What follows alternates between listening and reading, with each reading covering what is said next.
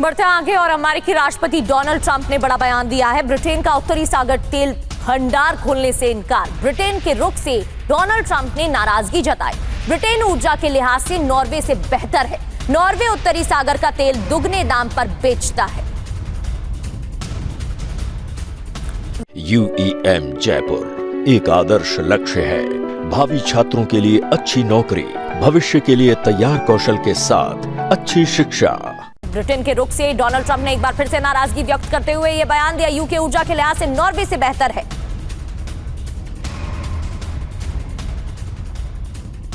अब ईरान युद्ध में 399 अमेरिकी सैनिक घायल। ये एक और बड़ी खबर है। सेंटकॉम के प्रवक्ता टिम हॉकिंग ने यह जानकारी दी है। 354 सैनिक ड्यूटी पर लौट चुके हैं और अभी भी 3 सैनिकों की हालत गंभीर बनी हुई है। 13 अमेरिकी सैनिक युद्ध में शहीद हुए हैं। ईरान ने 6 देशों से मुआवजे की मांग की है। बहरीन, सऊदी अरब, कतर, UAE और जॉर्डन से मुआवजा मांगा है। 6 देशों पर अमेरिका को हमले की जगह देने का आरोप। $270 अरब मुआवजे के भुगतान की मांग की गई है।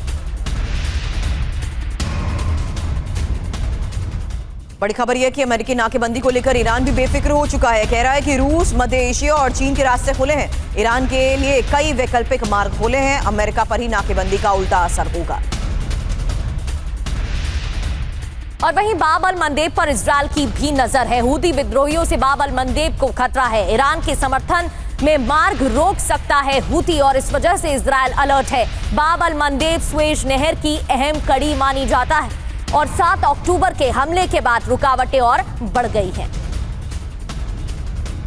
वहीं बड़ी खबर है, हिजबुल्लाह के खिलाफ अभियान के बहाने अब इजरायल की बड़ी चाल, जहां दक्षिणी लेबनान के बड़े हिस्से पर कब्जे की भी तैयारी है और कब्जे वाली जगह से लेबनान पर नियंत्रण की तैयारी। IDF की कार्रवाई रुकने से पहले कब्जे की तैयारी, जहां लगातार पिछले कई दिनों में हम आपको इजरायल की उस रणनीति के तहत बफर जोन को लेकर भी खबर बता चुके हैं। और वहीं दूसरी तरफ हो रही वार्ता, अब यह साफ है कि इजरायल बड़े स्तर पर ऑपरेशन को इसलिए अंजाम दे रहा है क्योंकि दक्षिणी लेबनान के एक हिस्से पर उसकी कब्जे की तैयारी है और पूरी तरीके से नियंत्रण की तैयारी को लेकर ही IDF की यह कार्रवाई जारी।